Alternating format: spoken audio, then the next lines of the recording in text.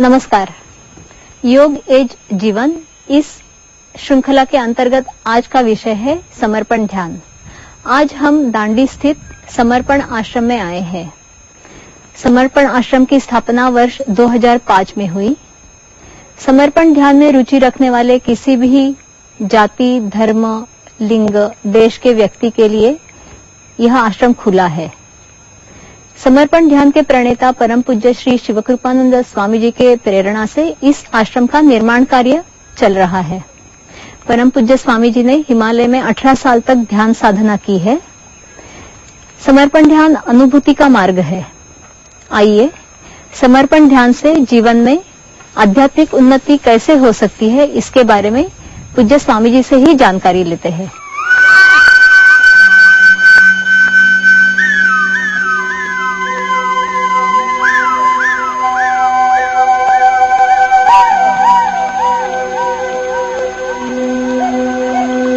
स्वामी जी, अहमदाबाद दूरदर्शन के तरफ से आपका हृदयपूर्वक स्वागत करती हूँ और आपको विनती करती हूँ कि आप अध्यात्म और ध्यान के बारे में साधकों को मार्गदर्शन करें। स्वामी जी, यह चित्त सशक्त बनने की आवश्यकता है आपने कहा, तो क्या सशक्त चित्त का युवाओं को भी फायदा हो सकता है?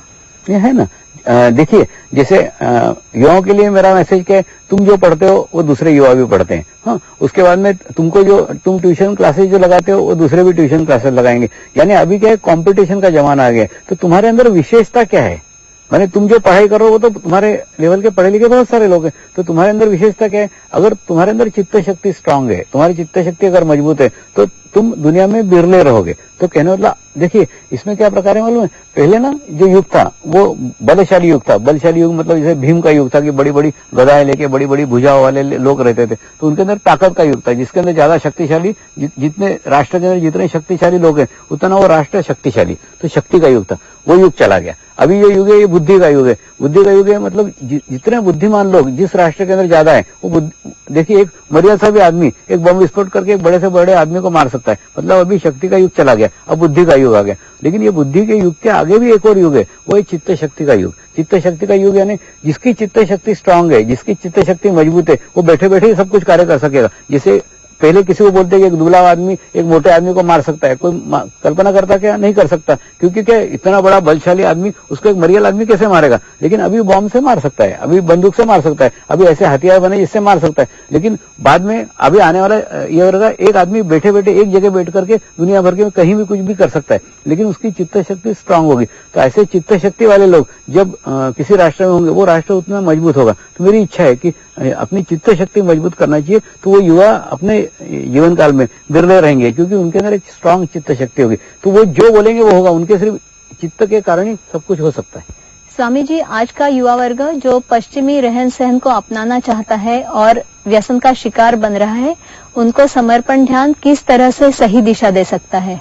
नहीं, इसके अंदर मैं कोई भी उपदेश नहीं करता, क्या करना चाहिए, क्या नहीं करना चाहिए, क्या अच्छा है, क्या बुरा है, इसका कोई ज्ञान नहीं देता। और सिर्फ मैं ना उनको उनके अंदर का लाइट जला देता हूँ, उनके अंदर का प्रकाश जला देता हूँ। तो जैसे प्रकाश जला देता हूँ तो ऑटोमेटिकली उनको उनका ज्ञान हो जाता है। ये समझ लो एक बहुत बड़ा कमरा है, उस कमरे के अंदर मैं बैठा हुआ हूँ और मैंने एक सांप को रस्सी समझ करके पकड़ के रखा है। मतलब मैं उसको सांप नहीं जान रहा हूँ, मैं जान रहा हूँ ये रस्सी है और पकड़ के रखा है। अब बाहर से चिल्ला रहा हूँ कि स्वामी जी आपने सांप को पकड़ा है, सांप को पकड़ा है। लेकिन मैं बोलूंगा नहीं, मैंने रस्सी को पकड़ा है। लेकिन उसके बाद में आपकी बात को मैं नहीं मानूंगा, लेकिन आप अंदर आओगे और लाइट जला दोगे। जैसे लाइट जला दोगे तो क्या होगा, मेरे को दिखेगा कि सांप है, मैं खुद ही छोड़ दूंगा।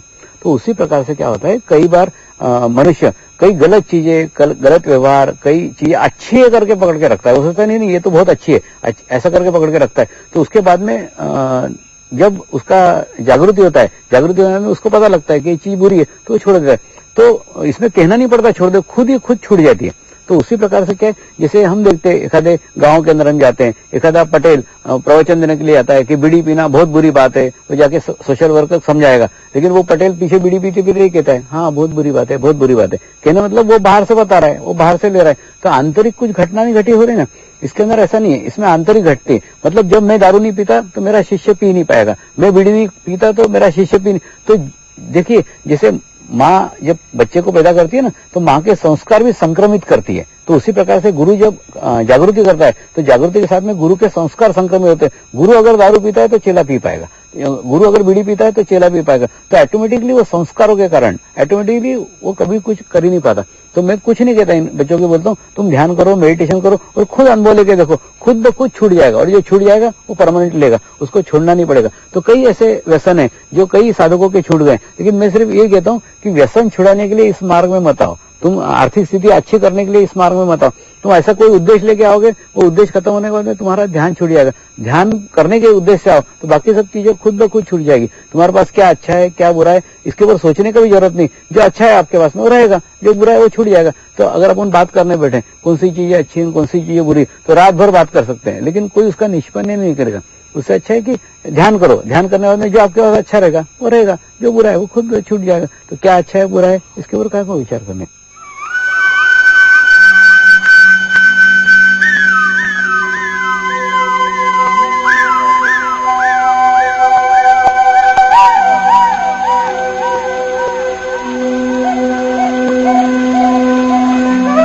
स्वामी जी, जागृति के लिए किसी जीवंत गुरु का होना आवश्यक है, तो क्या आप हमें अपने दर्शकों को बता सकते हैं कि आध्यात्मिक क्षेत्र में जीवंत गुरु का क्या महत्व है? देखिए, जैसे हम देखते हैं कि हमारे पड़ोस में एक खेत है और खेत के अंदर एक सुंदर एक छोटी सी क्यारी बना के रखी है वो किसान ने, और वो किसान रोज आके वहां पे रोज पानी दे रहा है, नियम से रोज खाद दे रहा है, रोज पानी दे रहा है, रोज खाद दे रहा है। आप एक दिन उसको जाके मिली, क्यों ये रोज खाद और रोज पानी दे रहे हो, तो ये क्यों दे रहे हो? तो बोलेगा मेरे को एक अच्छे किस्म का आम का वृक्ष होना चाहिए इसलिए हम दे रहे हैं। तो आप उसको बोलोगे अरे मूर्ख, यहाँ पे आम का जब बीज ही नहीं है तो सिर्फ खाद डालने से और पानी डालने से वृक्ष उगेगा क्या? नहीं उगेगा। तो जैसा ज्ञान आप उसको करोगे नहीं, यही तो मूर्खता हम हमारे जीवन में कर रहे हैं कि बिना बीज के आध्यात्मिक प्रगति करने की, आध्यात्मिक क्रांति लाने की कोशिश करते हैं। तो ऐसा संभव है क्या? नहीं संभव है। हाँ, ये बात नहीं है कि ये सब बेकार है, इनसे तुमको जीवंत गुरु तक पहुंचा जा सकता है। मैं तुमको एक रास्ता बताता हूँ, उस रास्ते से तुम्हारी क्या स्थिति है तुम्हारा अवलोकन कर लो, तुम किस मार्ग में हो, किस स्थिति में हो, बराबर तुम तुम्हारा कर सकते हो। देखिए, सबसे पहली स्थिति है बहुत सारे 25 भगवानों की पूजा करना, इसको भी मानना, उसको भी मानना, उसको भी मानना, और सबकी पूजा करना, सबके प्रति भाव रखना। तो उसमें चित्त खंडित हो जाता है, हमारी एकाग्रता एक जगह कहीं भी नहीं रहती। उससे अच्छी स्थिति है एक ही भगवान की पूजा करना, एक ही देवता की पूजा करना, तो वहां पे हमारी थोड़ी और अच्छी स्थिति हुई थी। उसके ऊपर की स्थिति है किसी समाधिस्थ गुरु की आराधना करना, किसी समाधिस्थ गुरु के पास में जाके बैठना और वहां जाके तुम प्रार्थना करना कि किसी जीवंत गुरु को मेरे जीवन में लाओ, तो ऑटोमेटिकली वो आपके जीवन में किसी जीवंत गुरु का आगमन होगा। उसके ऊपर की स्थिति है जीवंत गुरु के सानिध्य में रहना, ये और ऊपर की स्थिति है। और उसके ऊपर की स्थिति है तुम खुद ही गुरु बन जाना, तुमको किसी स्वामी की, किसी गुरु की, किसी मंदिर की, किसी देवता की कोई आवश्यकता नहीं, आपके अंदर का ही परमात्मा जागृत हो जाए, ये स्थिति है। ये सबसे ऊपर की स्थिति है। तो मेरे साथ भी ऐसा ही हुआ, मैं किसी जीवंत गुरु के खोज में निकला था, जीवंत परमात्मा के खोज में निकला था, और मुझे मालूम था कि परमात्मा अविनाशी है, कल भी था, आज भी और कल भी रहेगा। तो कोई शरीर परमात्मा हो ही नहीं सकता। क्यों नहीं हो सकता? क्योंकि शरीर तो नाशवान है और परमात्मा अविनाशी है। लेकिन ऐसा करते करते करते जब मैं हिमालय में पहुंचा, और हिमालय में पहुंचने के बाद में मेरे को मेरे गुरु ने अनुभूति कराई, तो गुरु ने अनुभूति कराने के बाद में मेरे लिए वही परमात्मा हो गए। तो परमात्मा हो गए यानी कि वो मेरे को जानता था, मैं जानता था कि वो परमेश्वर नहीं है, वो तो एक सामान्य मनुष्य है, लेकिन उसको मैंने परमात्मा मान लिया। तो अपने ना मानने के ऊपर है। तो मेरी आध्यात्मिक प्रगति एक जीवंत व्यक्ति को परमात्मा मानने से हुई, और मानने के कारण क्या हो गया, मेरे को एक समाधान प्राप्त हो गया कि मैंने परमात्मा को पा लिया। और जैसे परमात्मा को पा लिया ऐसा अनुभूति हुआ, और धीरे धीरे फिर मेरी अंतर्मुखी यात्रा चालू हो गई, और बाद में अंदर में जाके जाना कि मेरे ही अंदर परमात्मा है, मुझे बाहर खोजने की कोई भी आवश्यकता नहीं। तो मेरी इच्छा है प्रत्येक दर्शकों के अंदर ऐसा कोई जीवंत गुरु मिले, जिस जीवंत गुरु तक पहुंचने के बाद में उनकी भीतर की यात्रा चालू हो जाए, और भीतर की यात्रा चालू होने के बाद में वो भी अनुभव करे कि परमात्मा उन्हीं के अंदर है, उनको फिर बाहर खोजने की, बाहर ढूंढने की कोई भी आवश्यकता नहीं रहेगी। तो क्या स्वामी जी, आप अपने दर्शकों को यह बताएंगे कि दुनिया में इतने सारे गुरु हैं, हम कैसे पहचानेंगे कि हमारे गुरु कौन है? इसमें दो प्रकार है। पहली बात तो आप किसी समाधिस्थ गुरु के पास जाओ, माने जीवंत गुरु के पास पहुंचने का मार्ग समाधिस्थ गुरु के पास से, किसी समाधिस्थ गुरु के पास में जाओ। उसके बाद में जाने के बाद में वहां पे जाके बैठो, शांत चित्त होकर बैठो, और वहां पे कोई भौतिक चीजें मत मांगो। वहां जाके मांगो, हे गुरुदेव, आपकी कृपा में, आपकी करुणा में मुझे किसी जीवंत गुरु से मिलाइए, मेरी आत्म जागृति कीजिए, मुझे आत्म ज्ञान दीजिए। तो आप वो चीज मांग रहे हो जो चीज वो दे ही नहीं सकते, क्योंकि आत्म अनुभूति कराने के लिए, आत्म जागृति कराने के लिए उनका जीवंत होना अत्यंत आवश्यक है। वो जीवंत नहीं है तो क्या करेंगे? तुम्हारे जीवन काल में, तुम्हारे पास में, तुम्हारे करीब जो भी उसका प्रतिनिधि है उसके पास आपको मिला देंगे और उसके माध्यम से आपको अनुभूति हो जाएगी। ये ठीक वैसे ही है जैसे आपका एक लड़का अमेरिका में पढ़ रहा है और लड़का एकदम बोले पिताजी मेरे को ये तकलीफ है, तो आप कुछ कर सकते हो क्या? नहीं कर सकते हो। फिर आप क्या करोगे?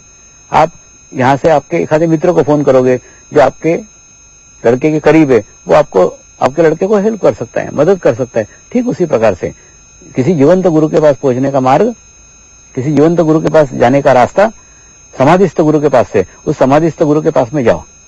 दूसरा, अभी हाल ही में मैंने कुछ साधकों को एक रास्ता बताया, मैंने साधकों को एक अनुभव बताया, वो अनुभव आप भी प्रयोग करके देख सकते हैं। जैसे मैंने अभी विदेशी साधक आए थे, विदेशी साधकों का एक इंटरनेशनल रिट्रीट हुआ था।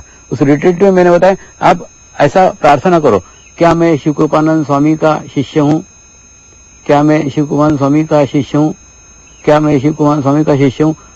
अगर ऐसा बोलने के मात्र से आपकी इनवर्ड जर्नी चालू हो जाए, आपकी अंतर्मुखी यात्रा चालू हो जाए, तो आप समझ लो आप सही भी जगह पे हो, सही स्थान पे हो। और अगर मैं आपका गुरु नहीं हूं और आप मेरे शिष्य नहीं हो तो आपको वो भी पता लग जाएगा। फिर आप क्या करो, बैठो मत यहाँ पे, मुझे छोड़ दो और मुझे छोड़ करके आप उस गुरु के खोज में निकलो जिस गुरु से आपको अनुभूति होने वाली है। तो प्रत्येक व्यक्ति का, प्रत्येक आत्मा का गुरु निश्चित रहता है। मुझे किसी को पकड़ के रखने में कुछ इंटरेस्ट नहीं, मेरा इंटरेस्ट है आप आपके गुरु तक पहुंचो, मेरे मार्ग से पहुंचो, किसी के मार्ग से पहुंचो, किसी भी मार्ग से पहुंचो। तो उसमें दो फायदे हो जाएंगे, आप फालतू में मेरे पास समय बर्बाद नहीं करोगे, एक, ठीक है नहीं, आप आपके गुरु की तरफ बढ़ोगे, एक अच्छा हो जाएगा। दूसरा यह होगा कि अगर आपको पक्का मालूम पड़ जाएगा कि यही मेरा स्थान है तो आप इधर उधर भटकना छोड़ दोगे और एक ही जगह रहोगे। तो एक जगह रहो, तो ऐसा रहने मात्र से आपको स्थिति प्राप्त होगी।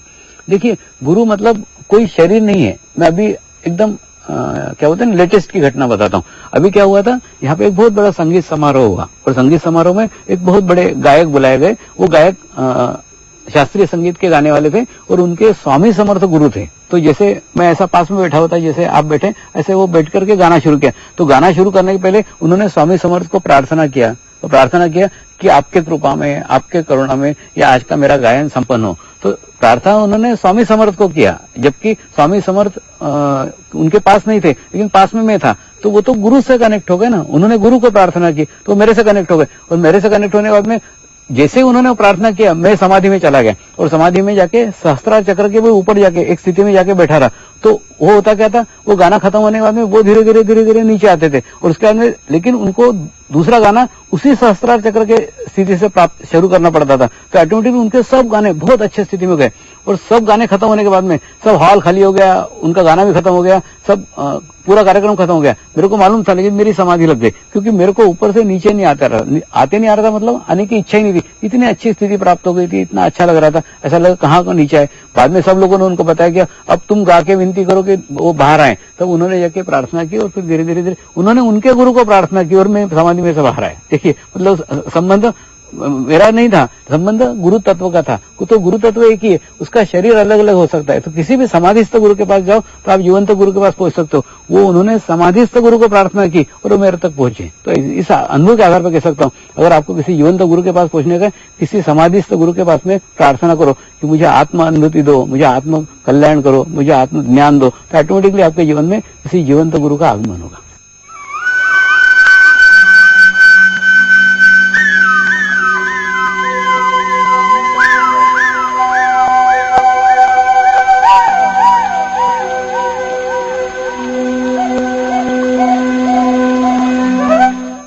स्वामी जी, आपने कहा कि यदि हम किसी समाधिस्थ गुरु के पास जाते हैं और उनके पास परमात्मा प्राप्ति के लिए मांगते हैं तो वह हमें किसी जीवंत गुरु के पास पहुंचाते हैं। तो क्या यही आत्मा से परमात्मा तक की यात्रा है? क्या हम अपने दर्शकों को यह बताएंगे कि यह आत्मा से परमात्मा तक की यात्रा क्या है? देखिए, सामान्यतः हम देखते हैं कि शनिवार रविवार को लोग किसी पहाड़ के ऊपर चले जाते हैं, किसी हिल स्टेशन पे चले जाते हैं और वहां जाके उनको अच्छा लगता है। क्यों अच्छा लगता है? क्योंकि वहां पे हजारों पत्थर हजारों साल से एकत्र रूप में पड़े हुए हैं और उसके कारण वहां जाने के बाद में वहां की सामूहिकता में, वहां की कलेक्टिविटी में उनको अच्छा लगता है, विचार कम होते हैं, टेंशन कम होता है, रिलैक्सेशन आता है। ठीक उसी प्रकार से वो किसी नदी के किनारे जाते हैं तो नदी के किनारे भी हजारों लाखों कण सतत बहते रहते हैं और वो उसके सामूहिकता में जाके उनको अच्छा लगता है, उनको शांत लगता है, उनको प्रसन्नता लगती है। ठीक वैसा ही किसी समाधिस्थ गुरु के पास में जाते हैं तो समाधिस्थ गुरु के पास में भी वहां जाके जैसे समाधि के पास में जाते हैं वहां जाके अच्छा लगता है, प्रसन्नता लगती है, मन शांत होता है। क्यों? क्योंकि वहां पे वो शरीर रखा हुआ है जो शरीर अपने जीवन काल में लाखों लोगों के साथ जुड़ा हुआ था और लाखों लोग उसके साथ जुड़े हुए थे, तो उसके सानिध्य में जाने मात्र से ही उनको एक अच्छी अनुभूति प्राप्त होती है, मन शांत होता है। लेकिन और ऐसा कैसे ही जीवंत गुरु के साथ में, किसी जीवंत गुरु के साथ में आप जाके बैठेंगे, उसके सानिध्य में जाएंगे तो वहां सानिध्य में जाने मात्र से आपको अच्छा लगेगा, प्रसन्नता लगेगी, निर्विचार स्थिति प्राप्त होगी, बार बार जाने को मन करेगा। तो लेकिन ये सब क्यों है? क्योंकि वहां पे अच्छी सामूहिकता है, अच्छी कलेक्टिविटी है। परमात्मा जो है ना प्रत्येक कण कण में, लेकिन जब वो कलेक्टिविटी में होता है, सामूहिकता में होता है तो उसका एहसास हमको होने लग जाता है। लेकिन जीवंत गुरु का स्थिति थोड़ा अलग है। जीवंत गुरु के अंदर एक इच्छा शक्ति है और इच्छा शक्ति के कारण वो अपने भीतर बहने वाली सामूहिकता, अपने अंदर बहने वाली कलेक्टिविटी आपके अंदर प्रवाहित कर सकता है।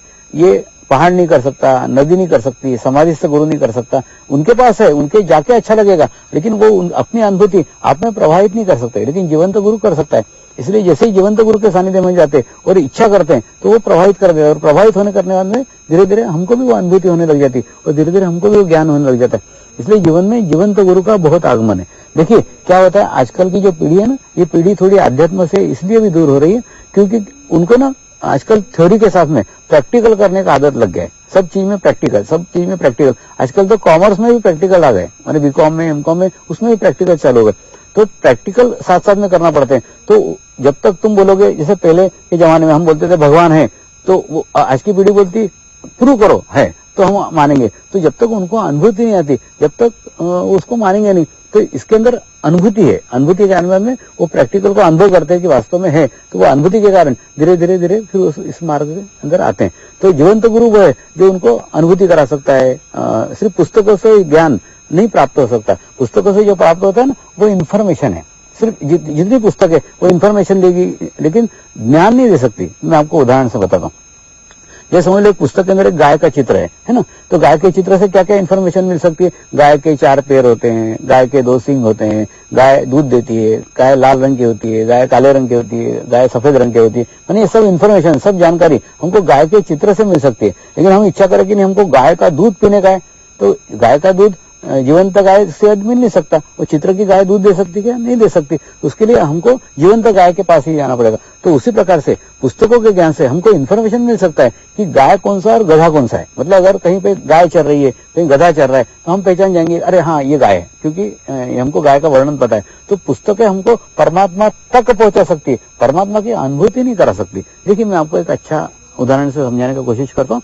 मैं मुंबई में ना नया नया आया था, तो उस समय एक 10-10 लोगों के, 20-20 लोगों के छोटे छोटे शिविर लगते थे। तो उसमें एक डॉक्टर थे जिन्होंने ध्यान के ऊपर 30 साल से पुस्तकें लिखी थी और हर साल हर दफे आके बैठते थे। तो छोटा सा शिविर रहता था, बार बार आते थे, तो पहचान हो गई। तो बाद में जब भी शिविर खत्म होता था बोलते, स्वामी जी आज आपने तो प्रवचन में आपके ये कहा और मैंने तो वो ग्रंथ में ये सुना है। हर दफे एनालिसिस करते रहते थे, मैं क्या बोल रहा हूँ, पुस्तक में क्या लिखा है, मैं क्या बोल रहा हूँ, पुस्तक में क्या लिखा है, ऐसा करते थे। उसके बाद में फिर ऐसा बहुत सारे दिन हो गए। फिर मैंने एक दिन डॉक्टर साहब को बोला, डॉक्टर साहब एक रिक्वेस्ट है आपसे, ऐसा करते हो क्या, कल सवेरे मेरे घर पे आते हो क्या, अंगूठा छाप बन करके आना। तो हंसने लगे, ऐसा क्यों बोल रहे हो? मैंने बोला आना फिर बताऊंगा। तो दूसरे दिन वो सवेरे मेरे घर पे आए। आने के बाद में मैं ध्यान करते बैठा था और उनको भी ध्यान लग गया और 1.25 घंटे तक ध्यान लगा। और 1.25 घंटे ध्यान लगने के बाद में फिर उन्होंने उठ के मुझे पूछा, स्वामी जी इतने दिनों से मैं आपके ध्यान के कार्यक्रम में आ रहा हूँ, इतना अच्छा ध्यान मेरा आज तक कभी नहीं लगा, क्यों? मैंने उनको बोला, देखो कार लेके तुम मेरे यहाँ आए हो, घर में घुस गए क्या कार से? नहीं, कार बाहर खड़ी करो, धीरे धीरे पैदल घर में आए हो। ठीक उसी प्रकार से इतने दिनों तक तुम पुस्तकों के द्वारा परमात्मा की प्राप्ति चाहते थे, तो पुस्तकें तुमको परमात्मा तक पहुंचा सकती है, परमात्मा का अनुभूति नहीं कर सकती। तो परमात्मा का अनुभूति करने के लिए तुमको समर्पित करना पड़ेगा। आज आप तुम अंगूठा छाप बन करके आए हो, सब पुस्तक का ज्ञान छोड़ के आए हो, एनालिसिस छोड़ के आए हो, बुद्धि छोड़ करके आए हो। जहां बुद्धि छूटती है वहां परमात्मा प्रकट होता है। तो आज इसलिए आपको अनुभूति प्राप्त हुई। ठीक उसी प्रकार से मैं आपको भी रिक्वेस्ट करता हूं कि पुस्तकों का जो ज्ञान है ये आपको इन्फॉर्मेशन दे सकता है। गुरु कैसा होता है, सदगुरु कैसा होता है, परमात्मा कैसा होता है, सब इन्फॉर्मेशन देगा, लेकिन अनुभूति नहीं कर सकता। अगर आपको अनुभूति कराने की तो आपको परमात्मा के करीब ही जाना पड़ेगा और उसके लिए समर्पित होना पड़ेगा। इंग्लैंड में मेरा हर साल थियोसॉफिकल सोसाइटी में कार्यक्रम होता है। मैंने अध्यात्म में एक अक्षर भी पढ़ा हुआ नहीं है, और तो सोचिए मेरे को क्यों बुलाते हैं, जबकि वो लोग तो इतने विद्वान हैं, पूरी बड़ी लाइब्रेरी घोल करके पी गए, और लेकिन वो हर साल मेरे को बुलाते हैं। तो मैं उनको बोलता हूँ तुम हर साल गाय का चित्र देखते हो और एक दिन गाय का दूध पीते हो, तो अनुभूति कोई होती है मेरे द्वारा, मेरे माध्यम से, मेरे मार्फत, इसलिए वो लोग बुलाते हैं। तो अनुभूति एक अलग मार्ग है और वो वही सच्चा ज्ञान है। तो अनुभूति के द्वारा इस आज की युवा पीढ़ी को समझा जा सकता है कि अनुभूति के आधारित होना चाहिए। हमारा जो ज्ञान है वो पुस्तकों के आधारित है, तो पुस्तकों से बाहर निकल के जब तक अनुभूति कराने वाला कोई नहीं आता और अनुभूति उनको नहीं होती, तब तक वो इस मार्ग में नहीं आ सकते।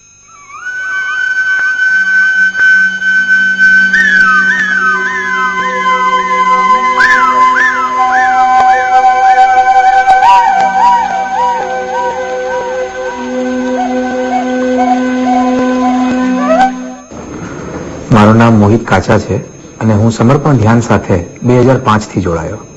2005માં જ્યારે સમર્પણ ધ્યાન સાથે જોડાયો ત્યારે એવું બન્યું કે એક યુવા હોવાને લીધે આજનું જે યુવા જે તણાવપૂર્ણ જીવન જીવે છે અથવા જે વ્યસનોનો શિકાર છે એવો જ એક યુવાન હું પણ હતો। પણ ત્યારબાદ જેવું જ 8 દિવસની શિબિર અટેન્ડ કરી અને શિબિર પૂરી થયા ત્યારબાદ જ મારું સિગરેટ સ્મોકિંગ ઓટોમેટિકલી છૂટી ગયું। ત્યારબાદ કહેવાય છે કે જેમ ધ્યાન કરતા કરતા તમે એક અવસ્થાએ પહોંચો ત્યારે તમને તમારામાં ક્રિએટિવિટી એટલે કે તમારી સર્જનાત્મક શક્તિઓ એમ આપમેળે જ વિકસવા માંડે છે। તો આવી જ રીતે મારી અંદર પણ મને નહોતી ખબર કે મારી અંદર આવી કોઈ કલાઓ પડી હશે, પણ મને મારા ફિલ્ડમાં સારી રીતે હું ગીતો લખી શકું છું, એને સારી રીતે ગાઈ શકું છું અને ખુદ જ કમ્પોઝ કરું છું। તો આજ મને મારા ફિલ્ડમાં ઘણો બધો ફાયદો થયો। હવે જે શબ્દો આવે છે એ ગર્ભિત અર્થ સાથે આવે છે, તો એક કલાકાર વર્ગ માટે ધ્યાન એક અતિ આવશ્યક છે, કારણ કે આપણી કલા એ આપણને અંદર તરફ લઈ જવું તો આપણી કલા સર્વશ્રેષ્ઠ રીતે બહાર આવે। તો મારા જીવનમાં પણ એવું જ એક માધ્યમ આવ્યું જેને મને અંદરની તરફ વાળ્યો અને મારી કલા સર્વશ્રેષ્ઠ રીતે દેખાડી। બાકી શારીરિક ઘણા પણ રોગ હતા જે ઓટોમેટિકલી દૂર થઈ ગયા। તો માત્ર કોઈ દવા નહોતી લીધી, પણ આવી રીતે ધ્યાનથી જ મારા રોગ શારીરિક રીતે સ્વસ્થ થયો, માનસિક રીતે સ્વસ્થ થયો, ત્યારબાદ આજ મારું જીવનને શ્રેષ્ઠ રીતે ગુજારી શકું છું। હું સમર્પણ આશ્રમ સાથે છેલ્લા 2 વર્ષથી જોડાયેલો છું અને સમર્પણ આશ્રમમાં આવનારા પ્રત્યેક નવા વ્યક્તિઓને આશ્રમને વિઝિટ કરાવું છું અને આશ્રમના જુદા જુદા સ્થળો દેખાડું છું અને આશ્રમનું શું મહત્વ છે, અહીંયા શું શક્તિ છે અને ધ્યાન શું છે એની વિશે પૂર્ણ માહિતી આપીએ છીએ। અને સમર્પણ ધ્યાનની જે મેં અનુભવ કર્યો એ બરાબર એક વિશેષતા છે કે અહીંયા આપણને આપણા ગુરુ બનાવવામાં આવે છે, નહીં કે કોઈની ઉપર આપણને ડિપેન્ડ કરવામાં આવે। તો એ એક આજના યુવાન માટે બહુ મહત્વની વાત છે। मैं दीपा हूँ, मैं राजकोट से आई हूँ और अभी समर्पण आश्रम में 1 साल के लिए हूँ। पिछले 1.25 साल से मैं समर्पण ध्यान से जुड़ी हुई हूँ। तो ये समर्पण ध्यान पूरा युवा के लिए ही है। तो युवा को एक शिविर तो करनी ही चाहिए कि ध्यान से लाइफ में क्या चेंजेस आ सकते हैं वो जान सकते हैं समर्पण ध्यान से। तो जनरली हम देखते हैं कि या तो हम भूतकाल के विचारों में रहते हैं या तो भविष्य काल के विचारों में रहते हैं, पर अभी ध्यान करने से हम लोग कैसे निर्विचार होते हैं और कैसे वर्तमान में रहते हैं और कैसे बैलेंस रह पाते हैं वो जानने को मिलेगा समर्पण ध्यान से। तो पूरे पिछले 1 साल से मैं इधर हूँ। तो पूरा आश्रम कई बार तो हम युवा पे ही छोड़ा जाता है, तो वो भी कितने अच्छी तरह से हम लोग से मैनेज होता है वो सब हमने इधर देखा है। और आध्यात्मिकता के बारे में क्या बताऊं कि अभी 1 साल है, तो 1 साल से रहे तो इतना चेंजेस हम में आया कि मेरे में तो इतना चेंजेस है कि पहले मुझे थोड़ी थोड़ी बात में बहुत गुस्सा आता था, तो अभी कुछ भी हो जाए गुस्सा नहीं आता है। वो चेंजेस मेरे अपनी लाइफ में मैंने देखा है और कुछ भी हो बैलेंस तरीके से वो सब हैंडल हो जाता है। तो ध्यान से बहुत सारे चेंजेस आते हैं ऐसे लाइफ में। फिर अभी इधर योगा का सेशन चल रहा है, हम लोग समर्पण योगा चला रहे हैं इधर, तो वो भी मतलब उसके लिए मुझे टीचर बना दिया है। तो मैंने कभी सोचा नहीं था कि मैं इतना अच्छा योगा कर पाऊंगी और सिखा भी पाऊंगी। तो ये सारी बातें धीरे धीरे अपने में जो स्किल है अपने भीतर छुपी हुई है, तो ध्यान से वो सारी स्किल बाहर आती है। तो उस हिसाब से आपका वैसे भी उस रूप में भी आपको बैलेंस हो जाते हो और उस रूप में भी आप आगे बढ़ सकते हो। तो समर्पण ध्यान से ये चेंजेस आ सकते हैं।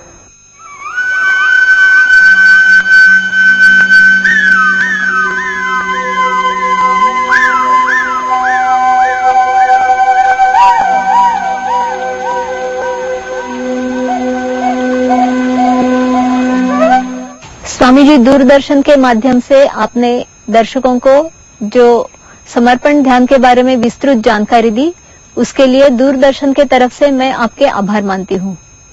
धन्यवाद। प्रिय दर्शकगण, आपको यह कार्यक्रम कैसे लगा? इस कार्यक्रम के बारे में आपकी प्रतिक्रिया अवश्य भेजें। हमारा पता है प्रति केंद्र निदेशक, दूरदर्शन केंद्र, योग एज जीवन, कार्यक्रम विभाग, थलतेज टेकरा, अहमदाबाद 380054। दर्शकगण, फिर मिलेंगे नए विषय के साथ। नमस्कार।